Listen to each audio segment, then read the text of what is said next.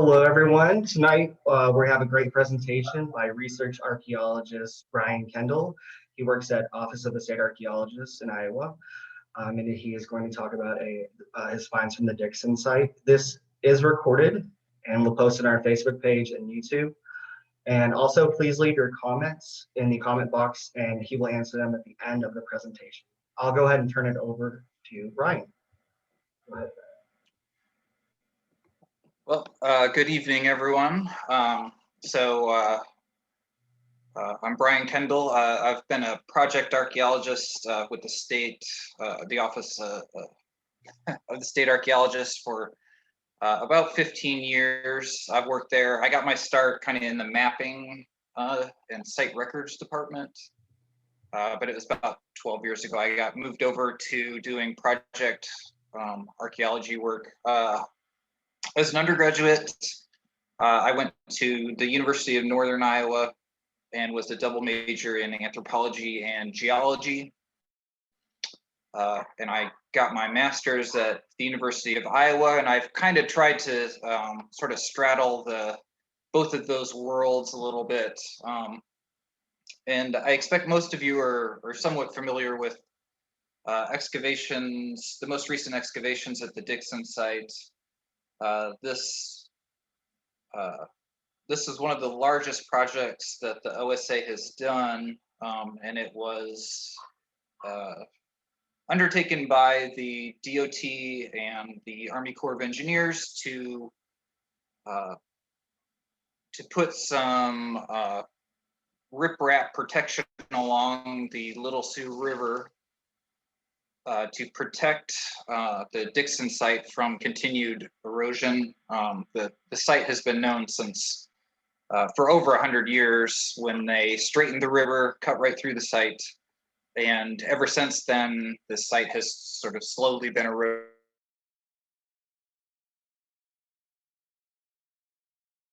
On about halfway through the project when the actual area that was going to get excavated kind of expanded quite a bit, and so they needed to bring someone else in to help co-direct the project. And so kind of what worked out for me was that because everyone kind of had their own jobs to do, we already had the lithic specialist, the ceramic specialist. It was kind of fun for me to just sort of walk into the project and I could sort of explore aspects of the site that I found to be interesting. And so that's why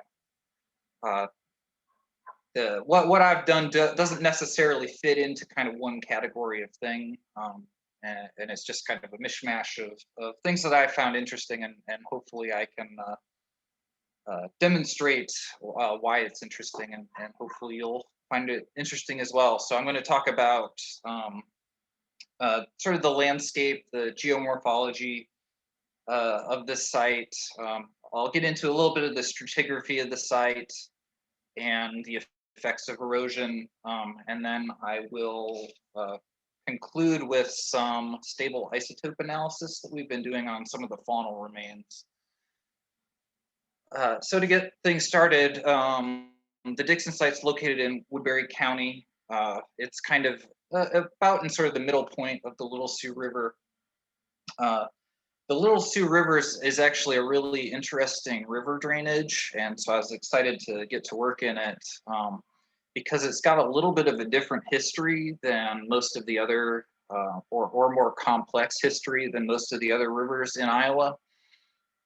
And why it is that way is because it's located along the western margin of the Des Moines lobe. And so when the Des Moines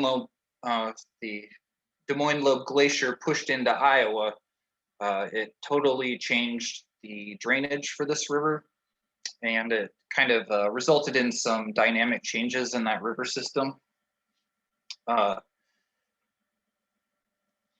And so what's also interesting about this river is it really crosses a very diverse range of Iowa, that it really touches on several of the different kind of landscape regions of Iowa. So the northern portions of the river valley are a glacial landscape. You've got glacial lakes, very flat, recent, relatively recent ice age materials. As you get into the middle of the river, it's more of an erosion surface. It's cutting through much older glacial deposits, and you're starting to see the influence of loess deposition.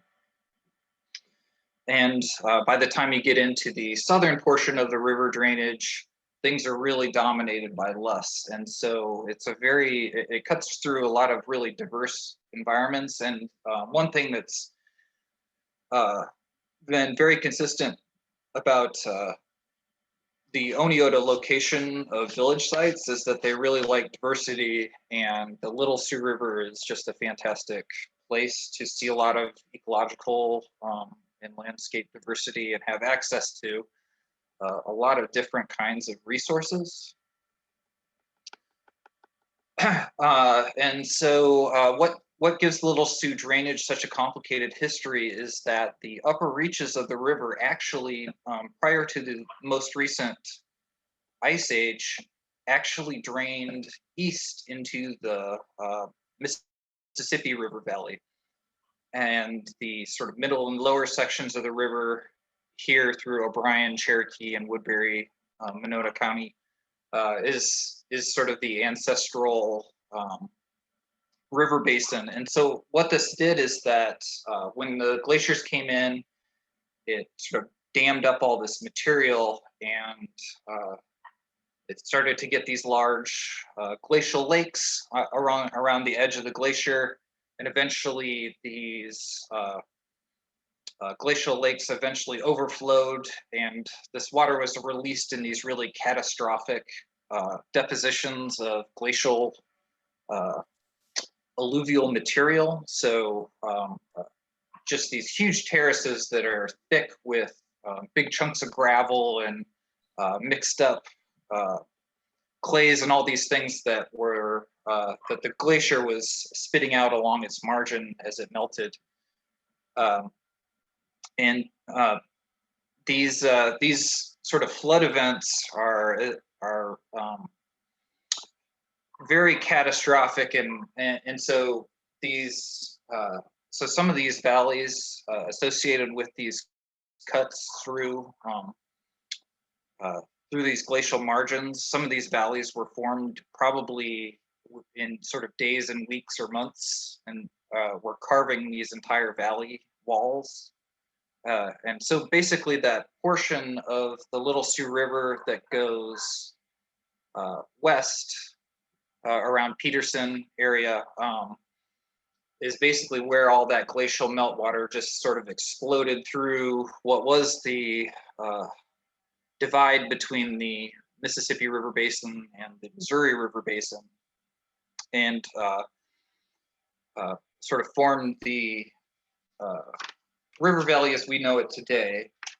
And that's why that particular area of the river is sort of canyon-like. It's actually kind of it's one of the more narrow parts of the river, and that's because all that water just rushed through what was formerly an upland.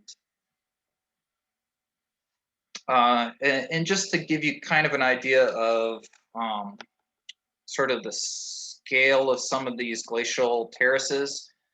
So this is a sketch that was done sort of, I believe this comes from the Cherokee sewer site. And basically they were able to identify all these different glacial terraces.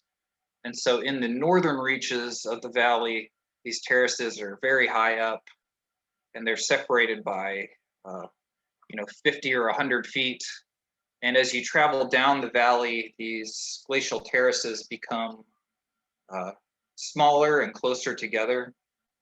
And this is because as the water sort of exploded out of those glacial lakes, all that dirt and material in the water kind of gets deposited close to where that's coming out, and it sort of fans out and spreads out more as it goes down the river valley. And so these terraces all kind of come closer together. And so once you get down to just past Anthon, where the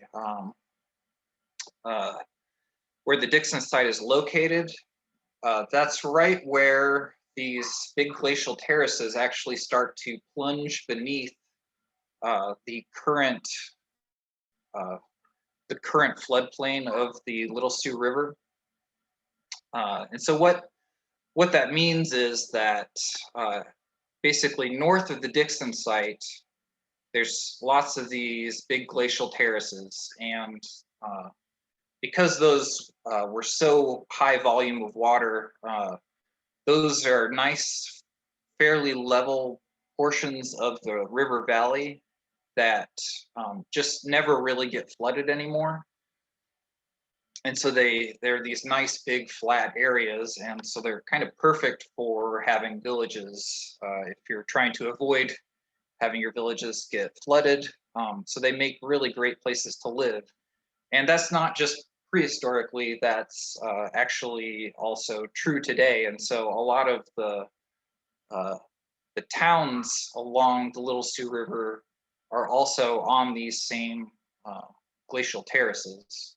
And so what that means is that a lot of these Oneota village sites, similar to the Dixon site, have a lot of recent construction on them, or the other thing would be that because these contain a lot of gravels, they're actually valuable resources for gravel mining companies. And so a lot of these Oneota village sites along the Little Sioux River are either built on by modern cities, or they have been mined by gravel companies. And so not only is Dixon the sort of the most well excavated one of these sites along the Little Sioux River, it's actually the best preserved.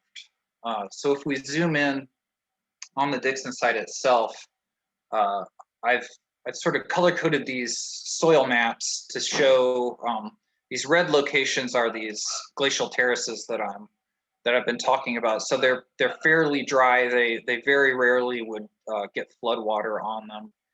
And these kind of purple areas are these are terraces that were deposited during the Holocene. So in the time period from the last glaciation to now would be when these purple terraces are being deposited. And then you can also see some of these yellow terraces are basically composed of recent alluvium. So since the introduction of widespread farming in this area, there's a lot more erosion and a lot more runoff. And so those areas that are getting more material put on them than was historically the case. Let me jump back here a second. And you can see where below the Dixon, we really only have one more glacial terrace after that. And that's not because these glacial terraces don't exist. It's just that further south, those glacial terraces are actually now underneath these Holocene or post-historic deposits. And so all the more recent flood deposits are just covering those same landforms. And so what that means is that if there are sites like the Dixon site that exist on these glacial terraces, they're probably buried under recent historic flood deposits. And so if you look at kind of the outline of the Dixon site, you can see that it sort of mostly fits on this Wisconsin terrace, but if you go to kind of the northern edge, it sort of just gets onto this Holocene terrace edge. And so when I look at a site and I see that that the kind of border seems to be matching the so this Wisconsin terrace is not going to be buried, and so in those portions of the site, those materials should be visible in plowed fields, where these portions of the site on the north may be buried by more recent, younger than Ice Age river deposits. And so so I always kind of question, site location information, and a lot of sites are just kind of stuck right there on the terrace, and it's like, is that a real boundary to the site, or is it just that it becomes more difficult to actually see the edges of the site because it's buried under more recent historic deposits? And what was really interesting about the Dixon excavation is a portion of the area we excavated actually crosses these two terraces in the northern part. And so we are able to kind of explore, whether these Oneota people were using the Holocene terrace. Is there material there that's being buried? Are they using this area that's a little closer to the old river channel? And so it kind of allowed us to sort of explore some of these characteristics of the site.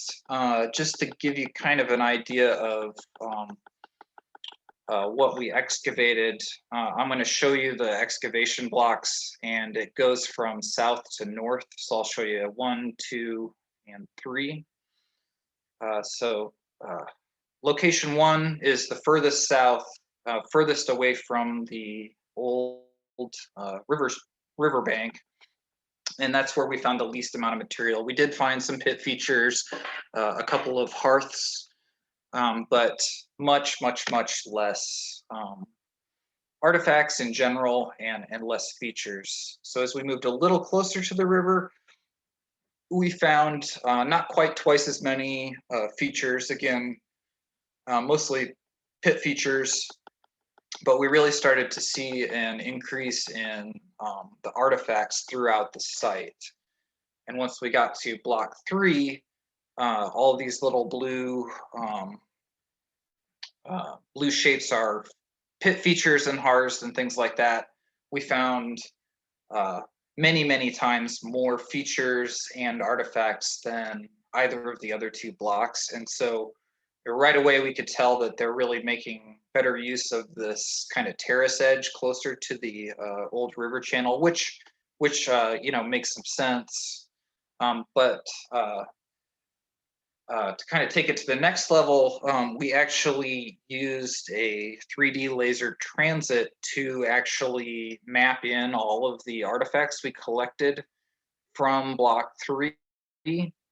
And so we're actually able to look at where all of those artifacts were located in 3 dimensions and kind of explore, where these artifacts were located in space. Just to kind of briefly look at the excavation profile. So this is the northern end of the site, is on this Holocene terrace, and it's a very active soil, and so it had kind of a very consistent sort of dark brown and black kind of color to it, because it was on sort of more of a dynamic environment. That location was getting periodic flood deposits throughout the Holocene, and it's more biologically active as well. But as we moved on to the Wisconsin terrace, is where you get to see these thick, silty, and below this, these tended to be really gravelly glacial deposits. And that just shows how stable this Wisconsin glacial terrace is, that soil formation processes were able to work in that location. And so you get a very definite color change in those locations. And this is a gigantic pit that's excavated into that Wisconsin terrace. And if you're having pits, if you're digging pits to store materials and store corn and things like that, that we believe Oneota peoples were doing, you definitely want to have those pits in those dry locations that aren't getting flooded, that are much more stable and less active with flooding events. And so this is a plot of all of the different artifacts we collected, and it mirrors this excavation profile. And so you can see on the southern edge of block 3 is actually higher in elevation. It's very subtle, and I've these plots are actually there's a little vertical exaggeration in these plots, but you can see that you can get a sense of what that slope between that Wisconsin terrace and the Holocene terrace might have actually looked like at that time period. And one thing you can also see is that this also kind of confirms my suspicion that this Holocene terrace was much more active, and that there's active flood deposition taking place, is that you can see the artifacts actually take up a wider amount of space. And so there may have been flood accumulation during the time that it's actually being used. And so it's not just lower, but it's also the artifacts are more widely distributed vertically. And again, that just kind of reinforces that there was probably some active deposition taking place. And this is a picture looking down on all of the artifacts, and you should get a sense of an increase in density of artifacts as you move towards the former riverbank. So not only are they actually making use of this area that's located closer to the river based on the recovery of artifacts, they may actually have been making greater use of that area. And so kind of the take home for this information is that the site really does extend into that Holocene terrace, although on the surface it's less visible. It actually appears that they may have been using those river edges more intensely than these areas further back away on the Wisconsin terrace. So even though we know more information about those portions of the site that are easy to see, it certainly would suggest that that a lot of that activity you may not be able to see on the surface. And so this really illustrates that the Oneota weren't just stuck on these Wisconsin terraces, that they're using those edges, and that we as archaeologists may actually have to dig deeper and try a little harder to make sure that we're actually finding those locations of the site that actually extend into these buried river deposits. So to shift gears a little bit, I've already kind of alluded to the idea that the Dixon site was actually uncovered. This is an old map from 1913, and it shows the original river course. And so it's like a big river bend there, and the Dixon site is located just along that old river channel. But in order to reduce the number of railroad bridges that railroad companies had to make, they decided to channelize the Little Sioux River. And so they straightened the path and cut right through the site. And this was great for exposing the site and letting people know that it's there. But this is also the beginning of the more or less continuous erosion of the site for more than 100 years. So if we zoom in on the site itself again, what I did is I took all of the old aerial photographs that we could find for the site, and geo-referenced them all using visible landmarks. And so what I did is I traced the edge of the site as it eroded through the from 1930s to the present day. And so what I've done is I've kind of color coded those. So the lighter blues are areas that are eroded first, and the darker blues are areas that eroded later in time. And what's kind of interesting about it is that this shows that the erosion of that stream bank, and here's the location of the old farm site that was that used to be situated on the Dixon site. Here's the old roadbed. It shows that erosion is not really very uniform, that it's happening in different locations on the riverbank at different time periods. And so it kind of ate away at the northern and southern ends of the site. And more recently in time, it was eroding away kind of more of the middle of the site. And here I've kind of color coded things a little different. And so you can look, this image shows Highway 31 here on the west, and I've color coded all of these erosion events between sort of time periods. So 1939 was the earliest aerial photograph that I had. So the red area shows what was eroded between 1939 and 1955.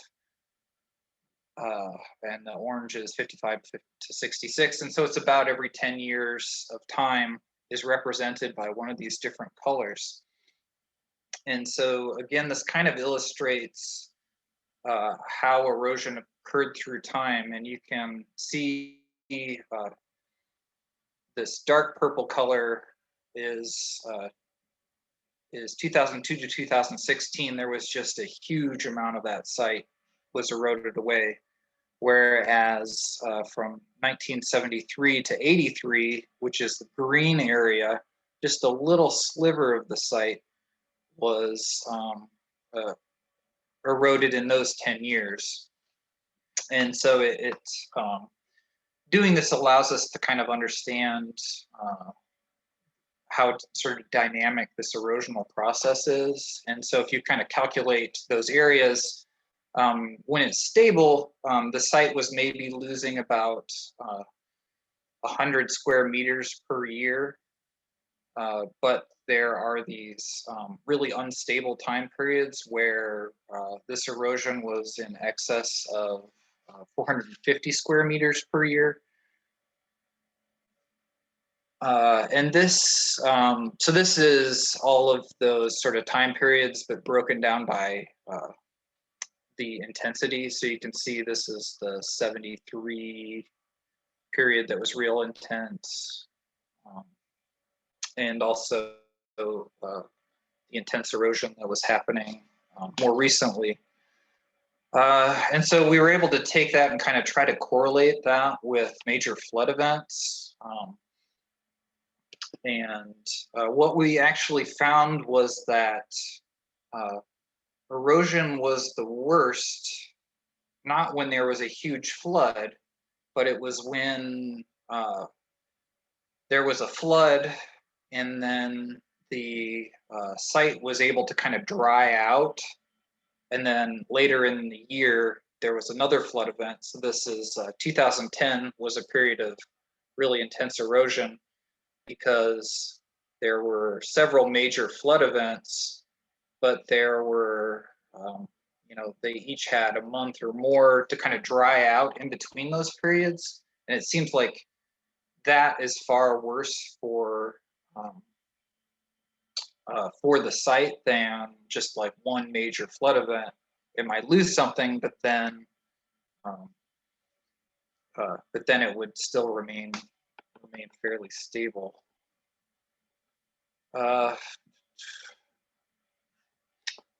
And I've kind of mentioned the kind of alternating flooding and drying seems to be the worst. And what's kind of the scary information is that if there was a repeat of the 2010 year, so this was the year where there was 2 really big floods and then a later smaller flood, and it had time to dry out in between, that corresponds to most of this purple area. So if there was a repeat of that flood, of the amount of erosion that took place just in 2010, it would have been enough to actually undercut Highway 31, and the DOT would have had to close that highway and potentially completely reconstruct portions of that site. And so they knew it was a problem. They knew they needed to get the erosion under control.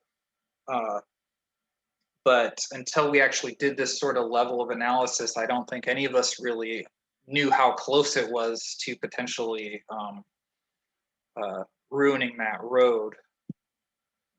And so what you can do is, if you know sort of the densities of artifacts, you can take this erosion and you can kind of calculate what amount of artifacts and features were being eroded into the river every year. And so in sort of low densities of the site in blocks 1 and 2, we were only finding an average of about 40 artifacts per square meter that we excavated. But in block 3, we were actually finding 430 artifacts per square meter. So in about a 3 foot by 3 foot square, we were finding more than 400 artifacts on average. And so you can kind of use that to calculate the number of artifacts you may have been losing. So if we look at artifact loss, when we're losing about 100 square meters of the site per year, you're looking at, on the low end, maybe 3,000 artifacts per year. But if it's a really high density portion of the site, you may be losing more than 40,000 artifacts per year. And so I was able to kind of get some rough estimates of what amount of material from the site has been lost to the river. And so prior to the earliest aerial photos, so the actual cut itself and the portions of the site that may have eroded into the river after the initial cut, I've estimated to be between 400,000 and 5.6 million artifacts and over 1,000 archaeological features, including pits, including human burials, including hearths, and things like that.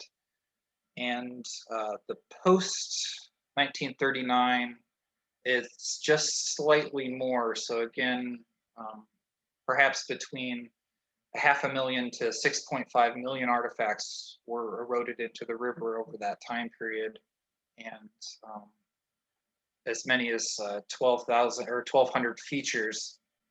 And so just over 10% of the entire site, just under 1 million artifacts on the low end, has probably been lost to the river. So it's a really staggering amount of information has been lost to the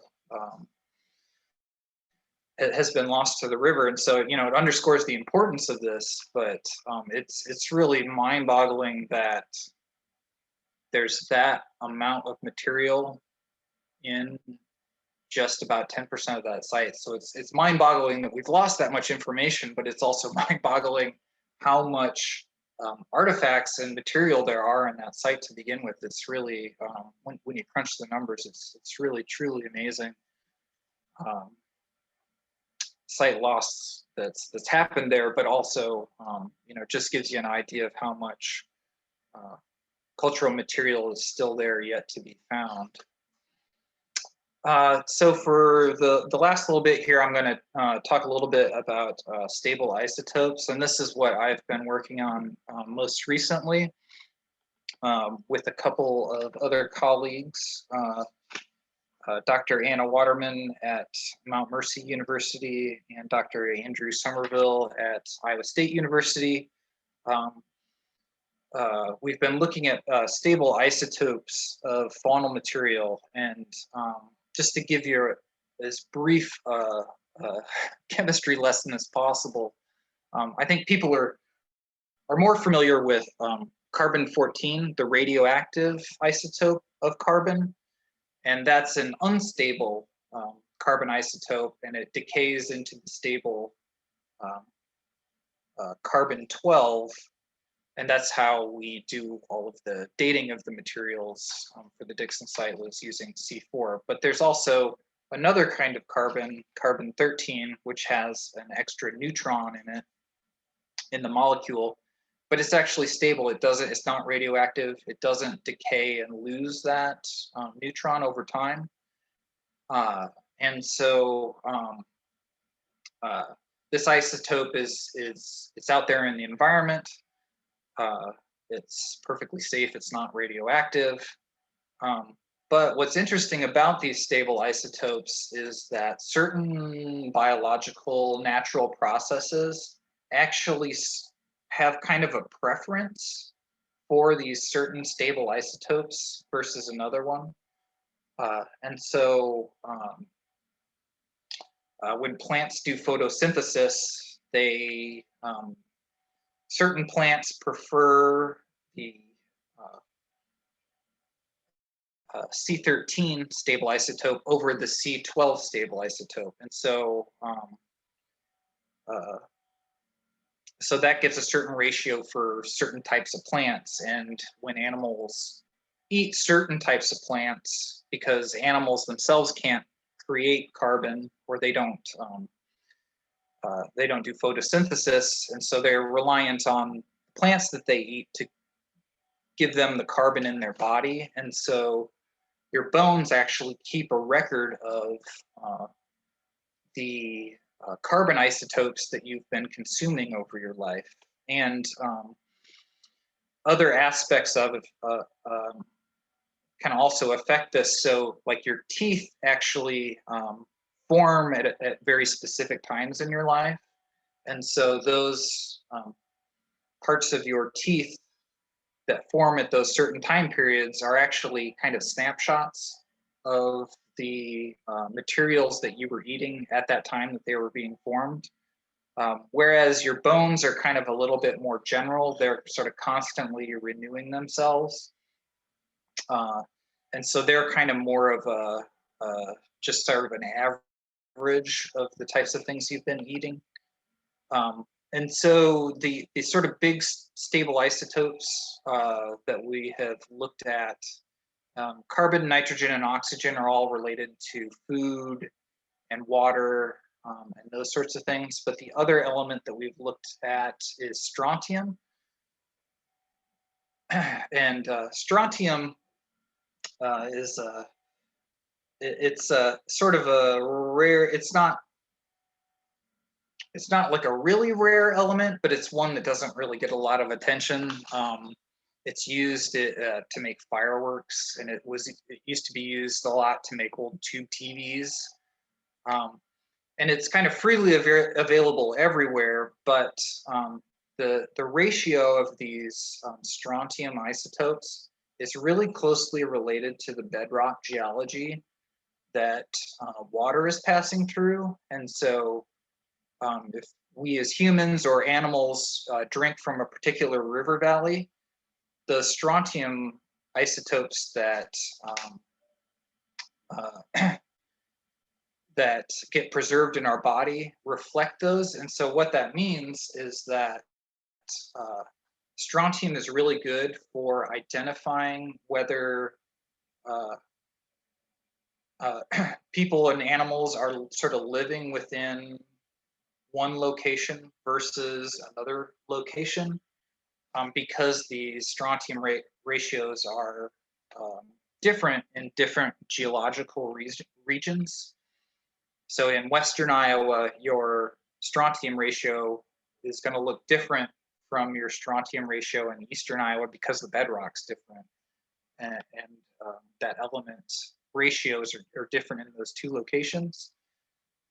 And so what we did is we looked at the strontium ratios for several different types of animals at the Dixon site. And what we found is that they all fit really well within this kind of range in here. And this is kind of the natural range of strontium ratios in the Little Sioux River Valley, with the exception of this one, actually this two deer elements. And so this shows that all the rodents and plants and dogs and deer and bison, beaver were all fairly local for their water resources, with this one exception in the deer. And interestingly enough, it turns out that this deer mandible, so a deer jaw that came from a different location. Now we can't pinpoint exactly where it came from. We can just tell that it's different from, it didn't live in the same location as all the other animals that we did analysis on. What's interesting about this mandible, it was actually used as a sickle. It was used to probably cut grass or plant materials. And so this shows that these deer mandible sickles were either traded or collected from another location and used as a tool. And so it's interesting that this one particular bone tool is the one thing that comes from a different location from what we found. And so it's really interesting to kind of to sort of follow up on this. Hopefully we can do some more analysis of this type, and maybe we can figure out if it came from Eastern Iowa or something like that. But that's a really, provocative thing to find, and it just sort of opens up a lot of new questions. And so hopefully what this does is it gives us the deer were freely available at the Dixon site, but for some reason this one came from a different location. And sort of figuring out the reason behind that is, kind of is sort of that next step that we hope to try and figure out. So going to the other stable isotopes, oxygen isotopes are really closely related to the water cycle because different isotopes of water are better at evaporating than others. And so, so oxygen can be used to sort of tell if an animal is living in sort of like a drier environment where there's a lot more evaporation taking place versus living in an area that gets a lot of rain or something like that. But we didn't, we don't have any really interesting findings with the oxygen information, so I'm not really going to talk about that anymore. But our carbon and nitrogen isotopes tell us a lot about the types of things that people are eating. So herbivores, things that just eat plants. People are these little black triangles, are people who are, people eat meat and plants. Kind of cluster in one area. Things that exclusively eat meat will cluster in another area. And a mix of marine and terrestrial, people who have a mix of marine and terrestrial resources will kind of cluster in another area, and people who just really rely on fishing or hunting mammals kind of cluster in another area. And so you can see, you get a sense of, based on these nitrogen and carbon ratios, you get a sense of the type of plants and animals that people are eating. And what's interesting about this, and specifically plant types, is that there's sort of two big types of plants. There's grasses and there's trees and shrubs. And those two types of plants have slightly different types of photosynthesis. And so you can see animals, you can see a difference between in the ratios of carbon and nitrogen in animals that just eat like trees and shrubs versus those that eat grass. What's really interesting for archaeologists is that through time, we see the introduction of the incorporation of a particular type of grass in the diets of human beings in prehistoric Americas, because corn is actually a type of grass. And so what this means is that as soon as corn is being utilized by people, it shows up in their bone chemistry. And so, so these carbon and nitrogen ratios can be used to actually see what time period corn was introduced to a location. And what's also interesting, and this kind of goes with some other analysis that we've done on a cave site in Iowa, is that as soon as corn shows up in people's diet, it shows up in the diet of deer and dogs. And so, you know, it makes perfect sense when you think now how many deer you see running around eating corn in a cornfield. Well, those prehistoric people were having the same problem, that it also shows up in the bone chemistry of deer in the woodland period as people started to use more corn.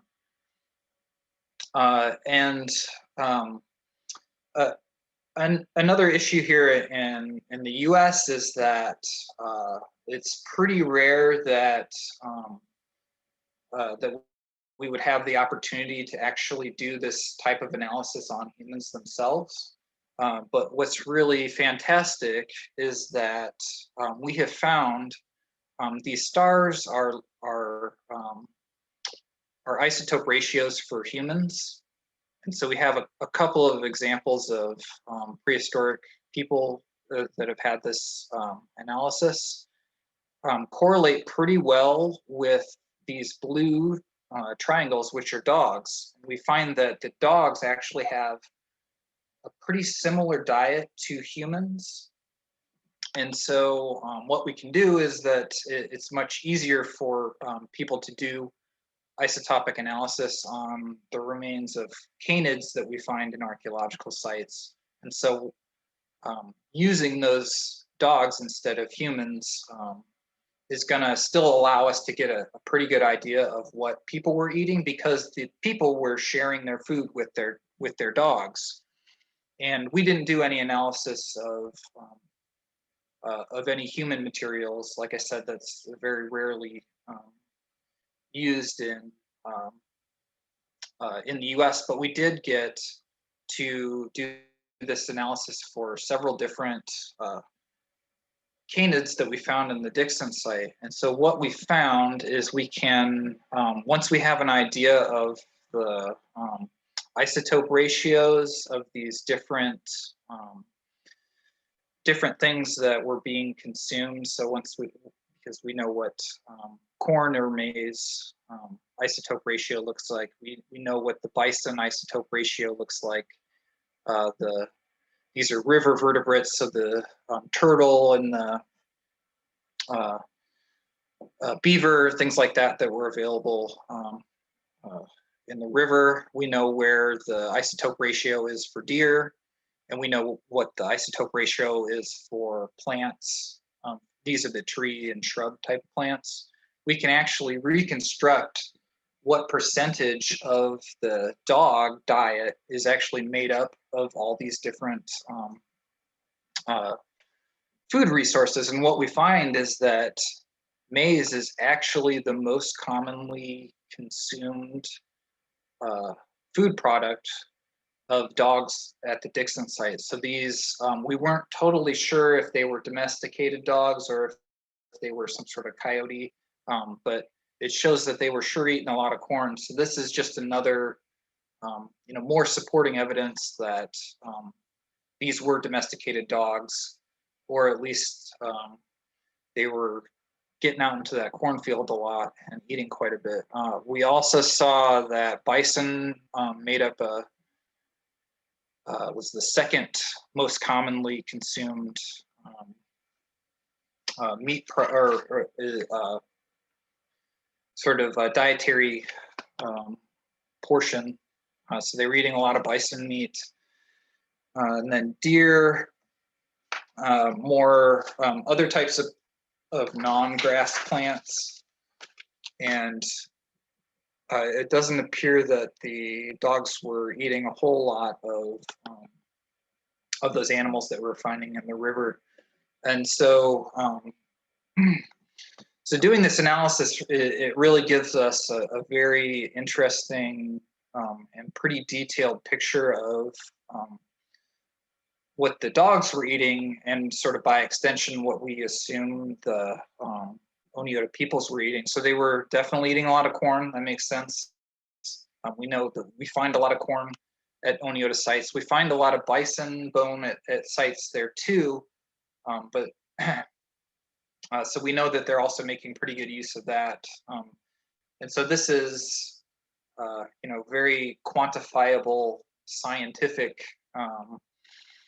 analysis of these sort of portions of the diet that we know the dogs were eating, and that we assume then that the humans were also eating it. So it kind of confirms the ideas that we have about Oneota people, that they really were eating a lot of corn, bison, but also still using other available resources. And so what's great about this type of analysis is that in the future, we're going to keep trying to do this to new sites as we excavate them in the future. And so our ability to kind of understand, our ability to kind of break down people's diets, to see the locations that people are collecting deer mandibles from, will hopefully improve as we get to do this more often. And so at the State Archaeologists, we've started to try and incorporate this into all of our kind of big projects that we've undertaken since the Dixon site. And so this is just sort of scratching the surface of what this tool is going to be able to tell us about the diets of people and animals in prehistory. And I think that's, yeah, that looks like that's all I have for you. Thank you. Thank you, Brian. That was a great presentation. I'm going to open up to questioning for everyone. Let's see, we already have a question right here. Very interesting new information about the site. Does the Strontium data suggest that there wasn't much bison hunting out in the Central Plains as previously thought? Well, this is kind of this is a big question that we were hoping that that this could sort of help us figure out a little better, because that has been a topic of a lot of discussion. And so we hope to kind of figure that out a little better. But what I see as kind of an underlying problem so far is that areas to the west have some of the same, have like very similar geology. And so a lot of the glacial material that's deposited in the Little Sioux River Valley comes from places in the Dakotas. And so hopefully we can kind of figure out if they are happening further west or if that's more locally. But so far we don't have a great sense of that just from kind of the small amount of analysis that we did with this part. But I will say that based on some current analysis of isotope levels in bison,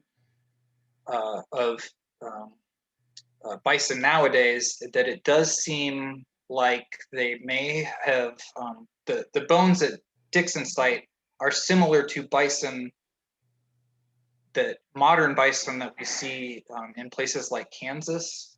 And so that's sort of the first kind of hint that we have of possibly trying to locate where that sort of bison chemistry is similar. But this just shows that we have a lot more analysis to do, and hopefully as we get more information, we're going to be able to do a better job of locating these types of things. We haven't done a real population density analysis for the Dixon site, but one thing that did come out of the analysis that we did is we did a really comprehensive review of all the radiocarbon dating. And so what's interesting is that it seems like the Dixon site, or at least the portions of it that have been excavated, seem to really tightly fit into about a 50-year period in between, 1300 to 1400 years AD. So we have so it looks like based on that, we have a pretty tight sort of time period which it was being occupied, but we didn't sort of take it to the next level and try and actually figure out, what the population size. But hopefully now that we have more information, that we can kind of do that in the future. I wanted to throw in one of my questions. What was the process of? Was it someone who alerted, like a landowner alerted with the increased erosion at the site, or was it a site update? Did you check it from the flood, thinking that the site might have been impacted? How was that process? Well, we've known that the Dixon site was being eroded for a long time at the state archaeologist, and what's also a big problem for our office, which does the bioarchaeology program, which handles all the human burials, is that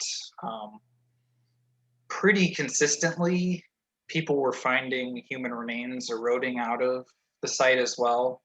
And so that is something that also we consulted with descendant communities with a lot. And so we just knew about the site, and it just, we had the right people working at the DOT, and I have to thank Brennan Dolan. Interestingly enough, when Brennan and I were taking John Dorshuk's field school back in the early 2000s, he took us out to the Dixon site and he talked about it eroding. And so having Brennan at the DOT, he remembered that it was eroding and knew it was a problem, and the kind of continued need to go out there and check for human remains that were eroding out, things like that. So it's kind of a combination of a lot of things, that we had locals who knew about it and were concerned about the erosion. The landowner was very concerned about it as well and was interested in having it protected.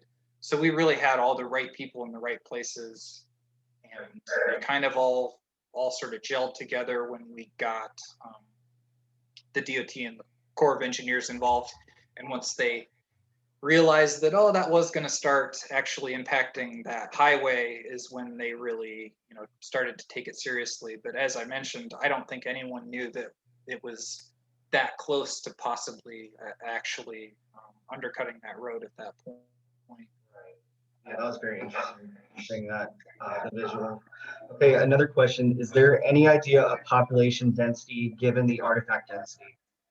Yeah, that's kind of what I touched on before. That I think that's kind of the next level of analysis.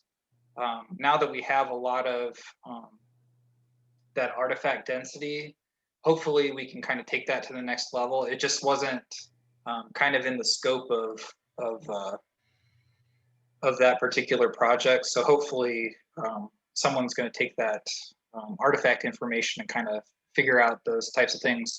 We do think that we hit possibly a couple of houses too. We get some sort of elongate oval sort of shapes. And so again, I think once we have a chance to really comb through that digital data, we might get a sense of the size of houses and things like that.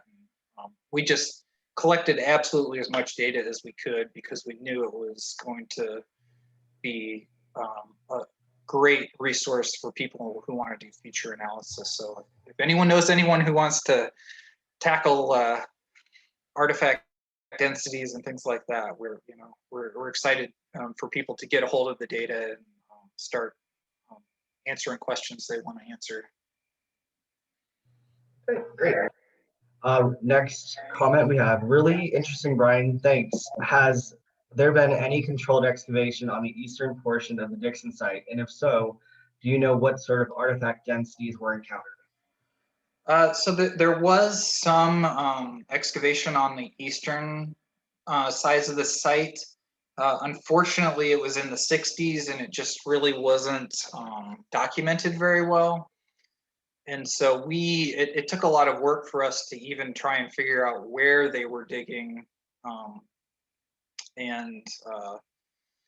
So unfortunately, we don't have a lot of good information from that side of the site. The site has also, the erosion's really been focused on that eastern edge, the western edge of the river. You can still see the dirt that they threw up when they cut the stream channel. So there's been very little erosion on there. And so that's why that area really hasn't been a focus of any, any excavation that involved like erosion or anything like that. So it'd be great to know what's going on there, because one thing we really were able to demonstrate with this project, doing kind of a good transection from south to north, was that we were seeing a lot of difference in those artifact densities and things like that. So it'd be really interesting to get a comparable amount of information on that eastern side. But we just don't have, it just wasn't done at the same standard that we have today. Thank you. All right, we have another question. Any idea if this was a winter site given the pits?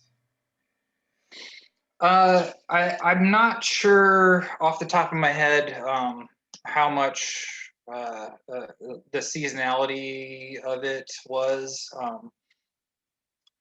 It sure seems like, if it has all these pits, that it probably was being used. And sort of the intensity with which it is used, I really have a sense that it was kind of used more or less year round.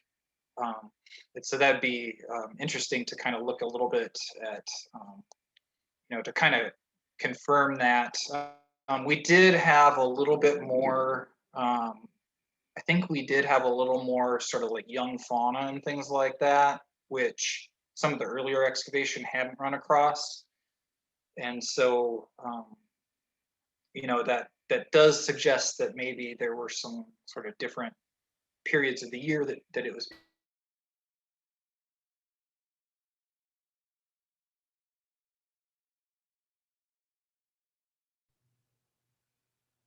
We might have lost Brian. We'll give it a second and see if he comes back.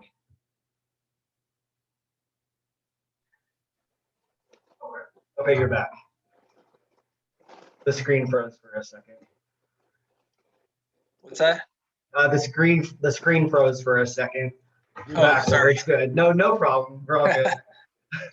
I think that is the last question. definitely keep us updated when you do more analysis of the stable isotopes, and continue to do that for other projects. But I really enjoyed it. I think everyone enjoyed it here. And yeah, till next time. And I All right. will post this online so everyone can watch it and share. All right. Have a great night, everyone. Thank you.